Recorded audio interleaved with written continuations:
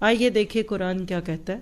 275 خرچ کی بدترین قسم. اور یہاں وہ جو شروع میں 1 سے 2 شروع کیا تھا نا، یہ تیسری ہے. اس میں الذین یاکلون الربا، سود خور نہ کھڑے ہوں گے. امیجنیشن میں لائیے کوئی ہینڈی کیپ بچہ، کوئی مینٹلی ریٹارڈ شخص، کبھی کوئی آپ کے گاؤں میں کوئی ایسا پھجا ماجا ہوگا جس کی رالیں ٹپک رہی، کھڑا نہیں ہو سکتا، سر دھنتا ہے، چھوٹے سر کا شخص، یعنی ایسے باولا جنونی جس پہ جادو ہو گیا، جس پہ جنات آ گئے. کسی ایسے تخیل کو ذہن میں لا کر دوبارہ سنیے اس آیت کو. سود خور لوگ نہ کھڑے ہوں گے مگر اسی طرح جس طرح وہ کھڑا ہوتا ہے جسے شیطان چھو کر خپتی بنا دے. یہ اس لیے کہ یہ کہا کرتے تھے کہ تجارت بھی تو سود ہی کی طرح ہے. آج بھی یہ جملہ بول کر کئی لوگ کہتے ہیں یہ کوئی سود تھوڑی ہے، یہ تو ویسٹرن سٹائل آف بینکنگ ہے، یہ تو ہمارے تجارتی قرضے ہیں، اور یہ تو وہ ہے. تو میں آپ کو ادھر ہی ایک مثال دے دوں کہ آپ کو خوشبو آ رہی ہے اور بریانی پک رہی ہے. آپ کھانے جا رہے ہیں تو آپ کو ایک دوسری طرف سے بھی بریانی کی خوشبو آتی ہے. آپ کہتے فرق کیا دونوں میں؟ وہ کہتے اصل میں جو اس میں میٹ ڈالا ہے نا وہ مردار تھا، یہ حرام گوشت کی بریانی ہے، اور وہ فریش ذبیحہ ہے. آپ کون سی کھائیں گے؟ That is the difference between سود اینڈ تجارت. بس کیونکہ یہ کل بھی جملہ بولتے تھے، یہ آج بھی بولتے ہیں کہ فرق کیا ہے. دیکھو ہم بھی تو پیسہ لگاتے ہیں، پھر اس پہ نفع آتا ہے، تو بھی ڈوب بھی تو جاتا ہے. آپ کا سارا پیسہ کبھی کسی نقصان میں ڈوبا تو اس میں تو کچھ نہیں ڈوبتا. ہاں یہ سارا اکٹھا ہی ڈوب جاتا ہے، بلکہ ڈبو ہی دیتا ہے. کیا کہا؟ وہ کہا کرتے تھے کہ تجارت بھی تو سود ہی کی طرح ہے، حالانکہ اللہ تعالیٰ نے تجارت کو حلال کیا اور سود کو حرام. جو شخص اپنے پاس آئی ہوئی اللہ کی نصیحت سن کر رک گیا، اس کے لیے وہ ہے جو گزرا، اور اس کا معاملہ اللہ تعالیٰ کی طرف ہے. اور پھر جو دوبارہ حرام کی طرف لوٹا وہ جہنمی ہے. ایسے لوگ ہمیشہ ہی اس میں رہیں گے. اتنی سیلف ایکسپلینیٹری آیت ہے کہ میں اس پہ کچھ نہ کہوں تو بہتر ہے. آپ خود سوچئے اس کو. آیت 276 مزید کچھ باتیں اسی موضوع پہ. سود کی خباثت اور صدقات کی برکت.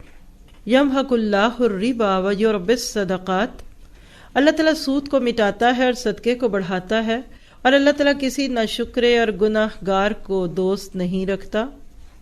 اللہ کی یہ سنت ہے، جس میں سود کا پیسہ لگا وہ ڈوب گیا. وہ گھر بھی جان لے لیتے ہیں لوگوں کے، قسطیں دیتے دیتے آپ دنیا سے چلے جاتے ہیں.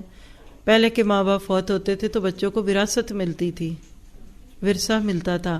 آج قرضوں کا تحفہ ملتا ہے. لیگیسی کیا رہ گئی آج ہم مسلمانوں کی؟ اس لیے آج امت مسلمہ من ذا الذی یقرض اللہ قرضا حسنا پہ عمل نہیں کر پاتی. فرمایا اللہ تعالیٰ سود کو مٹاتا اور صدقے کو بڑھاتا ہے. اللہ تعالیٰ کسی ناشکری اور گناہ گار کو دوست نہیں رکھتا. آپ کہتے ہیں ناشکرا کون ہے؟ جو حلال پانے کے بعد پھر سود میں جا کر کچھ اور لینا چاہے. نہ قدرہ ہے نا حلال رزق کا، اس کو کفایت کرنا کافی نہیں ہے اور ایسی چیزوں پہ جاتا ہے. اس کے برعکس اگلی طرف تصویر کا دوسرا رخ 277 نماز اور زکوٰۃ معاملات کی درستگی کا ذریعہ ہیں. ان الذین آمنوا وعملوا الصالحات، بے شک جو لوگ ایمان کے ساتھ سنت کے مطابق نیک عمل کرتے ہیں، نمازوں کو قائم کرتے ہیں اور زکوٰۃ ادا کرتے ہیں، ان کا اجر ان کے رب تعالیٰ کے پاس ہے. ان پر نہ تو کوئی خوف ہے، نہ اداسی اور نہ غم. آگے دیکھیے 278 سے 279 بدترین گناہ سود. آپ دیکھ رہے ہیں کہ ایک ہی جگہ پہ سود کے بارے میں مختلف آیات ہیں. یا ایھا الذین آمنوا اتقوا اللہ، اے ایمان والو. پہلے تو اس کو محسوس کریں دل پہ. دعویٰ تو ہے نا ایمان کا. چلیے ایمان نہیں بھی تو اسلام تو ہے ہی ہے نا، کہیں نہ کہیں تو ایمان ہوگا. ایسا تو نہیں ہو سکتا کہ ایسے ہی ہم قرآن سننے آگے. اس پکار کو ذہن میں لائیے. ہر ایک سوچے کہ اس وقت اس کا نام مومنہ ہے.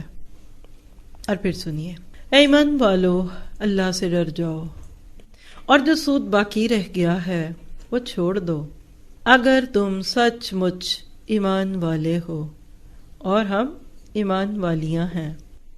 کیسا پیارا انداز ہے.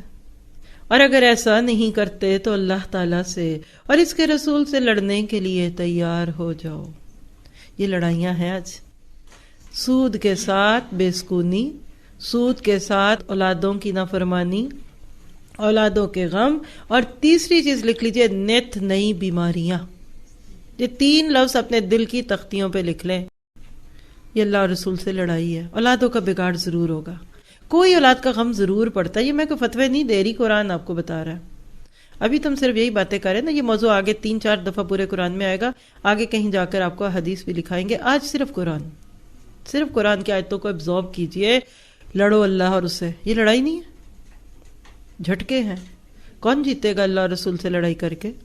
اللہ اور رسول جیتے گا. ہاں اگر توبہ کر لو تو تمہارا اصل مال تمہارا ہی ہے. وہ جو اصل کیپٹل تھا، یا وہ جو شروع میں کوئی ایک ڈاؤن پیمنٹ دے دی تھی نا، وہ تمہاری ہے، وہ واپس لے لو، اس کو کچھ نہیں ہوا، اور باقی چیزوں سے جان چھڑاؤ. نہ تم ظلم کرو اور نہ تم پر ظلم کیا جائے. یہ ہے اسلام کا خوبصورت رول، لا ضرر ولا ضرار. تم کسی کے اوپر زیادتی نہ کرو اور کوئی تم پر زیادتی نہ کرے.